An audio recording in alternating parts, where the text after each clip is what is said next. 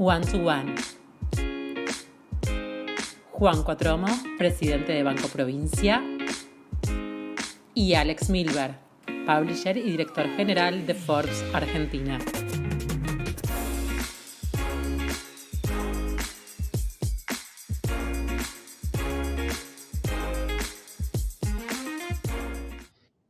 Seguimos ahora en el segunda entrevista de esta jornada del Forbes Summit Money. Juan Cuatromo, presidente del Banco Provincia, buen día y gracias por esta entrevista con Forbes Argentina. Hola, ¿cómo estás, Alex? ¿Todo bien? Muy bien, muy bien. Sabes que tenemos una agenda de temas para conversar. Recién estábamos charlando con Eduardo Costantini, con una mirada del panorama argentino e internacional. Y la verdad es que quería empezar preguntándote sobre el impacto que imaginás que tiene la recuperación, el impacto de la pandemia en la Argentina y su posible recuperación. Después vamos a ir a hablar específicamente del banco, pero para seguir con la charla que veníamos con Eduardo recién, él, te resumo, comentaba que veía que Argentina estaba en un estado como de coma inducido, esperando sortear esta crisis y a la espera de una definición de rumbo, que el acuerdo con el fondo era una condición necesaria pero no suficiente, y a la espera de un panorama más claro, de señales claras para orientar la recuperación. Quería hacer un pequeño cambio de agenda y empezar simplemente con cómo ves ese panorama, ese rumbo que va a tener la Argentina para su recuperación. Bueno, primero, buenos días a toda la gente que nos esté mirando. Lo que creo que primero, para contextualizar, la economía argentina venía de 4 años muy duros, fundamentalmente los 2 últimos, con varios temas pendientes que quedaban por encarar y que sabíamos que iban a ser complicados. Obviamente la deuda probablemente es el central de estos problemas. Y cuando recién se empezaban a estructurar los primeros pasos para configurar un nuevo escenario, vino la pandemia. Creo que de todo, porque se discute mucho sobre pandemia, cuarentena y demás, lo que me parece que podemos sí caracterizar a nivel global es que la pandemia es un incremento, generó un incremento muy grande en la incertidumbre, tanto por sus consecuencias económicas como por sus consecuencias sanitarias. Los países tratan diferentes estrategias, avanzan, frenan, y la economía queda muy atada a una definición de un proceso, digamos, pandémico global, inusual para el capitalismo en esta etapa con este nivel de relaciones. Así que a una economía con mucha fuente de incertidumbre se le agrega una, o no es que se le agrega una, aparece una que prácticamente pasa a dominar todas las otras. Creo que en ese sentido, poder haber empezado a encarar y a dar una resolución al problema de la deuda, tanto en lo que es la discusión de la quita, como lo que para mí era fundamental, que planteaba el ministro Guzmán y que también es parte del planteo de la provincia, que es en redefinir un perfil de pagos distinto y más sostenible, que no genere tanta carga en algunos años puntuales. Empieza a resolver esos problemas pendientes. Pero la verdad es que ayer tuvimos alguna novedad, hasta que no aparezca una vacuna, seguiremos expuestos a esta fuente de incertidumbre que después afecta, por supuesto, la toma de decisiones en todos los aspectos de la economía. Esto lo decía bien Stiglitz hace 2 días, cuando empezamos la charla, la importancia de cerrar un acuerdo que no genere un problema en el corto plazo, ¿no? La costumbre de cerrar acuerdos para dentro de 3 o 5 años tener los mismos problemas que tenías previamente. Y ese es el esfuerzo de la posición argentina en este momento de generar un acuerdo que sí sea sustentable en el tiempo. ¿Cómo imaginás, sacando la externalidad de la pandemia, la posibilidad del gobierno de poder financiarse para poder inyectar capital a la economía? Y después de esa pregunta macro, ¿cuál va a ser el rol específico que va a tener la banca pública en este proceso inminente? Mirá, Como bien vos dijiste, y vale la pena enfatizarlo, es clave cuando se encara una renegociación de la deuda, no generar... a ver, ¿estoy ahí? Porque Sí. estamos todos aprendiendo de problemas técnicos. Perfecto. No, pues se me fue la pantalla. Decía, no generar básicamente un una traslación en el tiempo de un pico de vencimientos.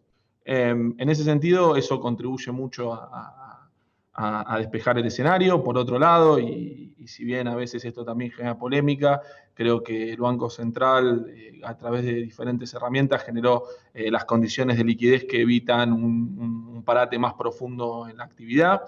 Y de ese modo, digamos, están dadas las condiciones, se ha preservado el ahorro en el sistema financiero, de hecho crecieron fuertemente los depósitos a plazo fijo. Yo creo que a medida que se empiecen a desarmar estas incertidumbres, las condiciones para iniciar un proceso que no podemos omitir la cantidad de perturbaciones negativas que tuvo la economía y que eso genera consecuencias y que va a llevar un tiempo ir desandando ese camino y reordenando el funcionamiento.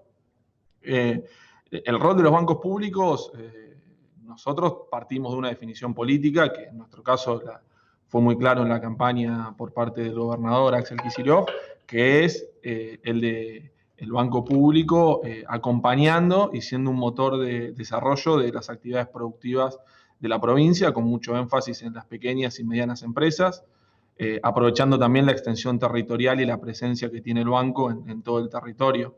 Es un banco de mucha cercanía, de mucho valor cultural en muchas localidades de la provincia, y sobre esa definición política nosotros ya veníamos trabajando desde enero, cuando lanzamos nuestro primer programa de financiamiento a pymes, en otro mundo, en otro escenario, pero que la definición es seguir haciéndolo. La idea es acompañar, el sistema financiero tiene que acompañar y no ahogar el desarrollo de las actividades productivas. Y ese es nuestro desafío, ese es el rol que creemos para la banca pública. No todos lo ven igual, pero ese fue siempre nuestro planteo y sobre eso estamos trabajando. Te hago una repregunta de esto antes de entrar ya en las acciones concretas del banco durante la pandemia, ¿de dónde saldrán los recursos para que la banca pública pueda finalmente también inyectar ese capital? ¿O de dónde saldrán los recursos del gobierno para poder seguir inyectando ayuda a las distintas áreas que lo requieren? ¿Cómo imaginas? ¿Crees que va a ser, como decía Costantino recién, con algunos créditos nuevos de organismos multilaterales? ¿Crees que va a ser a través de un cuidado de las cuentas fiscales? De cómo, la pregunta siempre más dolorosa, que es ¿cómo se va a financiar? ¿Cómo se va a financiar? A ver, sí, yo creo que hay toda una agenda con los organismos. En la provincia hubo toda una discusión respecto de un proyecto de ley de endeudamiento que se terminó aprobando la semana pasada, donde se incorporaba una autorización para tomar cerca de 500 millones con organismos. Es un financiamiento, todos lo sabemos, de largo plazo, en condiciones muy favorables que permiten atender cuestiones estructurales de la provincia. Eso va a obras directamente, porque así básicamente lo direccionan los organismos. Sí hay un desafío de gestión muy grande, porque muchas veces estos anuncios de cupos se dan, pero después no tienen un correlato en obras. Y sobre el resto, yo creo que el planteo del gobierno nacional, y entiendo que también el Banco Central está trabajando, es ir acompañando y construyendo un mercado de capitales en pesos que permita ir estructurando opciones de financiamiento tanto al sector público como para el sector privado. Nosotros en el banco este año hemos estado muy activos en lo que es colocación de obligaciones negociables, en un segmento donde no estaba trabajando, o sea, el banco tiene un equipo en todo lo que es la mesa, digamos, el centro de inversiones, con mucha potencialidad, pero que no se está utilizando, y nosotros queremos acompañar esa agenda. Estuvimos ya en reuniones con Comisión Nacional de Valores también, que tiene algunas iniciativas para llevar a municipios, a provincias. Creo que con el nivel de liquidez que tiene la economía, es todo un desafío y una oportunidad construir un mercado de capitales que permita generar opciones de financiamiento para los diferentes actores de la economía. Juan, claramente todas las empresas, todas las personas, los individuos, todos aceleramos los procesos digitales. Nuestra vida online se incrementó notablemente. El e-commerce, por ejemplo, en Estados Unidos se vivió en 3 meses los progresos que se imaginaban para los próximos 10 años. O sea, la verdad que ha sido brutal. Yo quería preguntarte, en un banco tan tradicional como el Banco Provincia, con más de 10.000 empleados, ¿cómo se lleva adelante este proceso de digitalización, de innovación, y cómo se notó, cómo impactó la pandemia y qué planes tenían, cómo se aceleraron? Contanos un poquito ese panorama. Básicamente nosotros sabíamos o teníamos por delante un desafío que era modernizar y digitalizar el banco, como te decía antes, sin perder nuestra esencia de ser un banco de cercanía, con una presencia territorial que tiene un valor muy grande y un profundo valor cultural en la historia de la provincia. Eso uno se había trazado diferentes escenarios, diferentes procesos, y como en todo, supongo que es un tema recurrente a lo largo del seminario, y de hecho que lo estemos haciendo virtual lo demuestra. Después vino la pandemia. Sobre eso nosotros iniciamos un proceso importante de evaluación de las herramientas que el banco tenía, de entender qué potencialidad podían tener, de desarrollarlas integralmente. Integralmente quiere decir poner en la misma mesa estrategia comercial, sistemas, y bueno, por supuesto, todas las áreas involucradas para ver en qué estado estaban nuestras alianzas con diferentes empresas, porque muchos de estos desarrollos son en conjunto con otros actores. Sobre eso trabajamos para, en el marco de la pandemia, avanzar.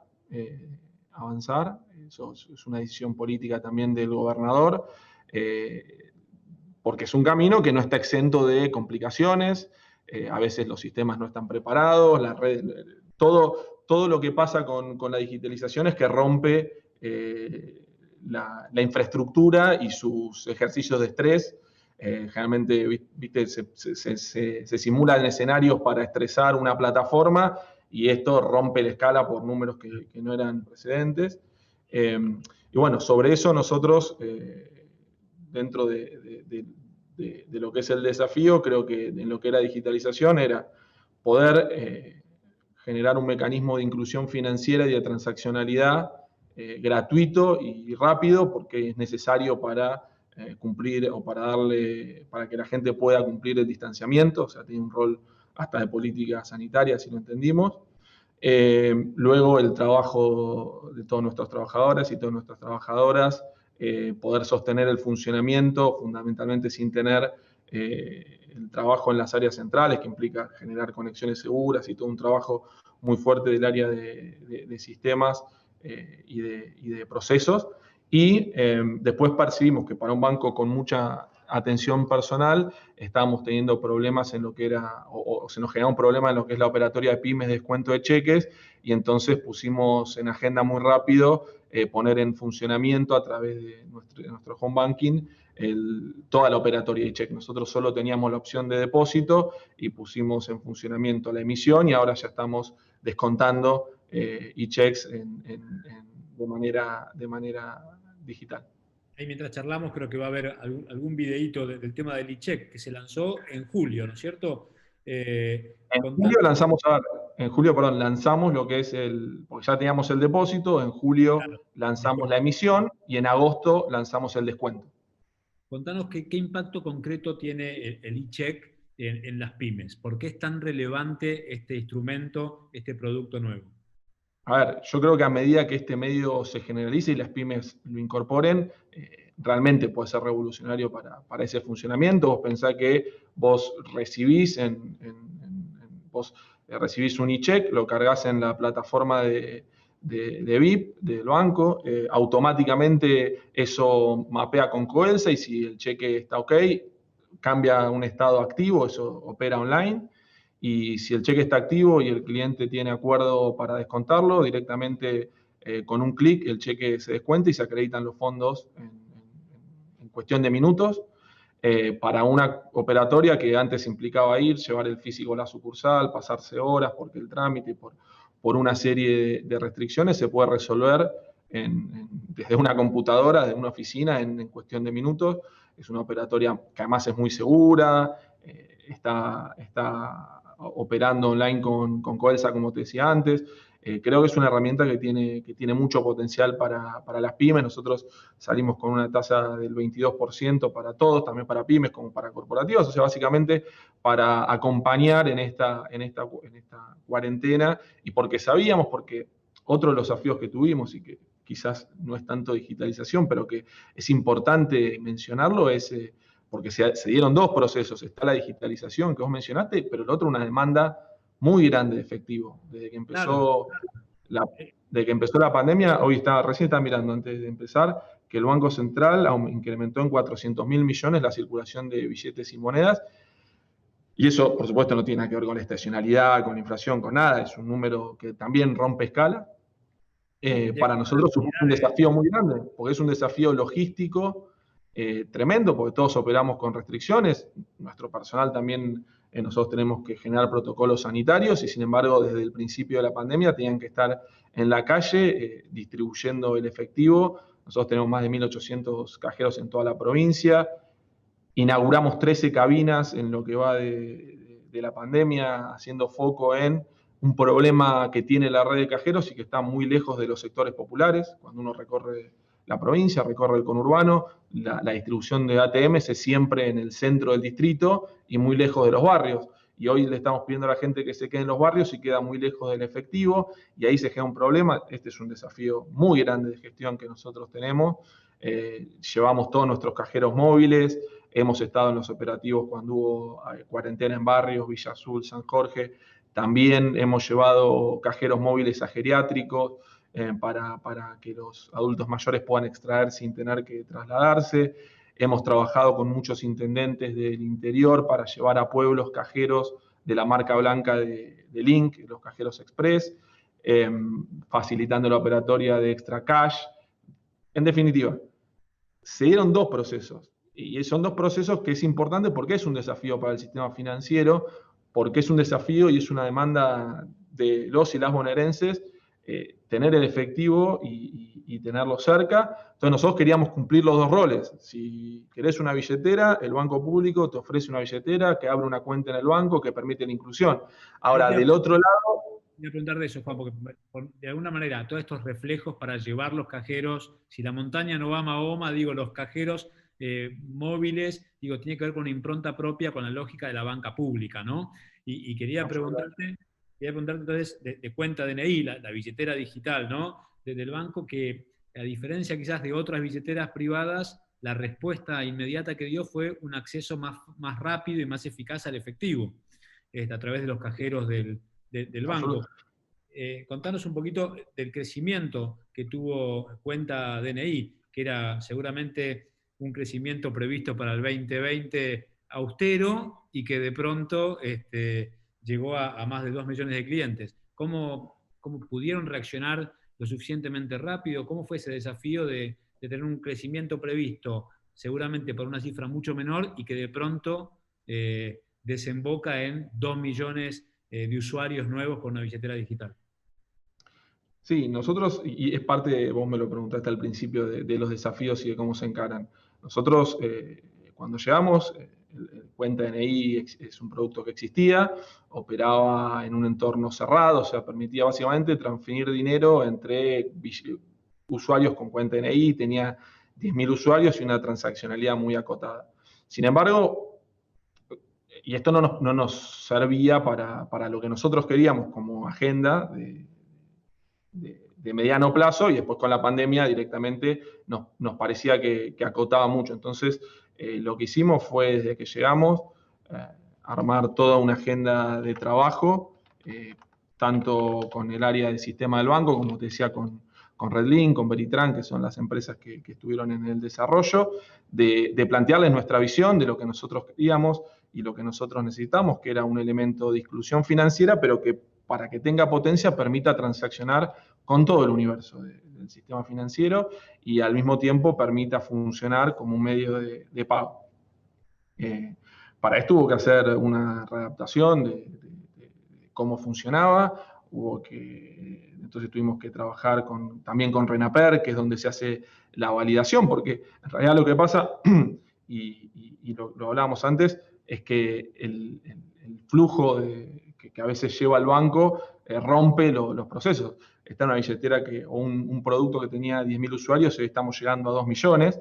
La masividad que adquiere generó que tuvimos nuestros baches en el camino, porque las redes, como te decía, a veces no lograban procesar el flujo de altas, pero lo pudimos estabilizar, pudimos mejorar.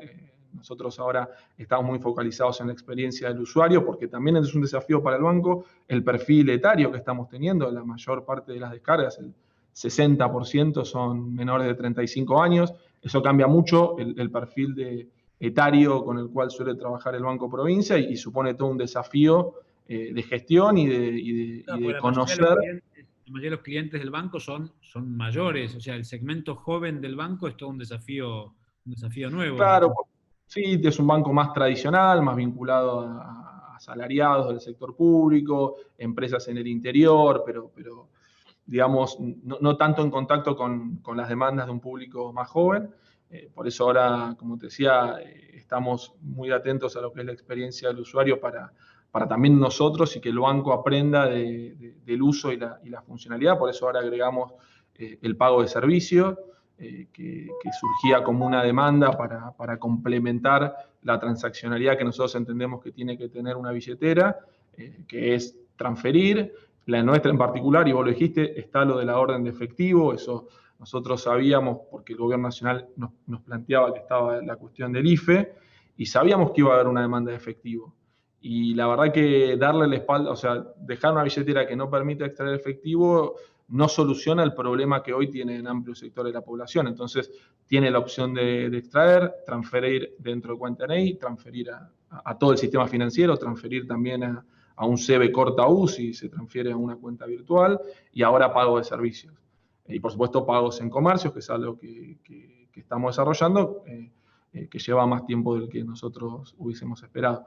En definitiva, y la gran diferencia con Bolívar de Billetera es que es una herramienta de acceso al sistema financiero formal. Esto abre una caja de ahorro, desde cuenta NI se puede acceder al home banking, donde se pueden hacer plazos fijos, pedir créditos, o sea, es plenamente un mecanismo cabal de incorporación al sistema financiero de un público que no operaba tradicionalmente con el banco. El 70% de quienes se descargaban la billetera no son clientes del banco y que además probablemente no operaban con el sistema financiero formal.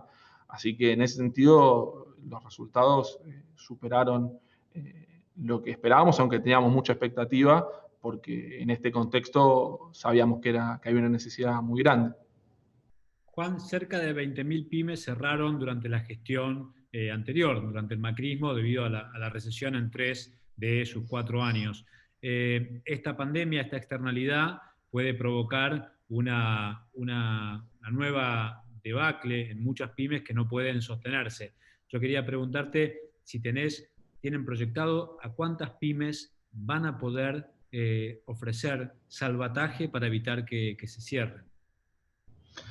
Mira, nosotros, como te decía, por la propia definición política que da el gobernador, porque esto en definitiva es un banco público y lo que uno instrumenta es lo que se define a nivel político, teníamos la vocación de trabajar y de llevar el banco a la mayor cantidad de pymes que se pueda en la provincia. En enero habíamos lanzado el programa de Repyme, que incluía 4 líneas de financiamiento, en ese momento con tasas muy convenientes.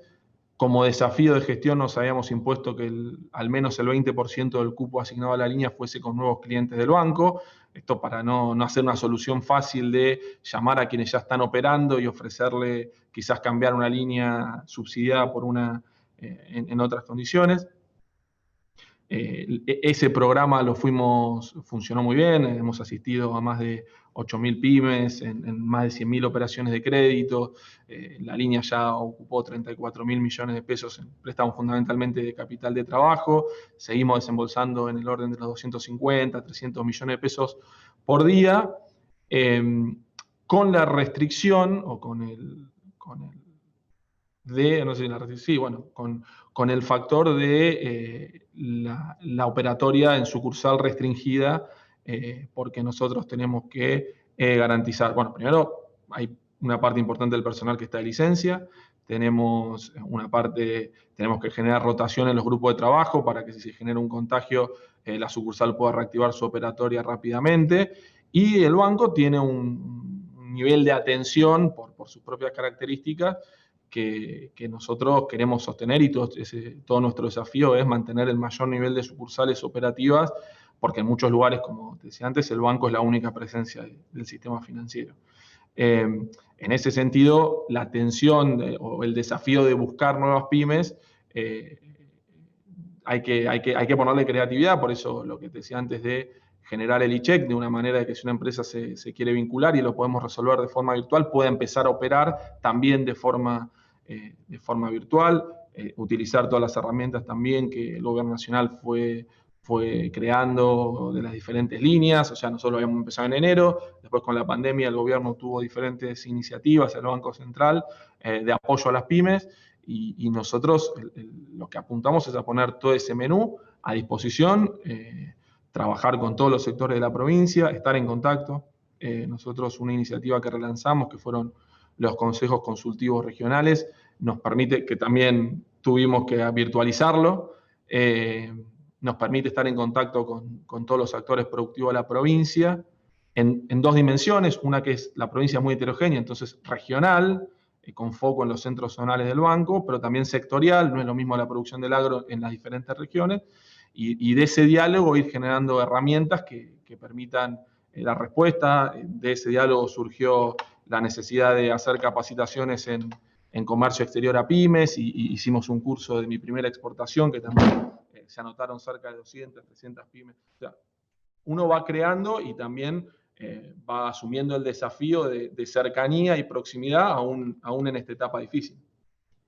Juan, la última, ¿cuál imaginás que sería un escenario dentro de este escenario complejo, difícil, turbulento que vive Argentina y el mundo? ¿Cuál imaginás que sería un escenario de recuperación viable para el 2021? O sea, si tenemos un déficit este año cercano al 10% o entre 7 y el 10%, ¿cuál imaginás que serían niveles aceptables para el 2021? ¿O qué tan rápido crees en todo caso que será la recuperación en la Argentina? Mira, a mí si bien soy economista, la futurología no es lo que me parece que es lo mío en términos de números. Lo que uno puede sí es intentar caracterizar un escenario. Como yo te decía antes, me parece que si la pandemia y si aparece básicamente la vacuna, que es lo único que va a poder darle un cierre más o menos definitivo, elimina esta fuente de incertidumbre, creo que se pueden ir generando condiciones para retomar un sendero de crecimiento a partir del ordenamiento que está llevando adelante el gobierno nacional en temas de deuda, financiamiento y demás.